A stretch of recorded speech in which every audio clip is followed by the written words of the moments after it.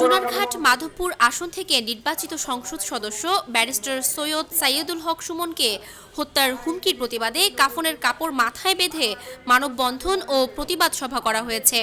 আজ বিকেলে হবিগঞ্জের চুনারঘাট মধ্যবাজারে এ সভার আয়োজন করা হয়।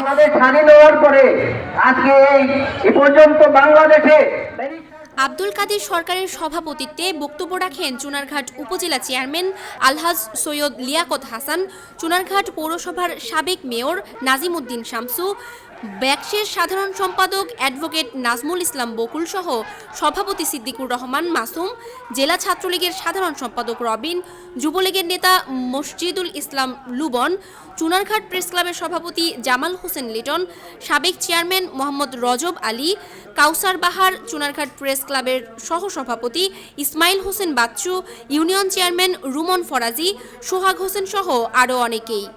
এতে চুনারঘাট মাধবপুর ছাড়াও হবিগঞ্জ, সিলেট, মৌলভীবাজার সহ ঢাকা থেকে অসংখ্য লোকজন যোগ দেন। বক্তারা অবিলম্বে ব্যারিস্টার সৈয়দ সাইয়েদুল সুমন এমপিকে হত্যার পরিকল্পনাকারীদের গ্রেফতারের দাবি জানায়।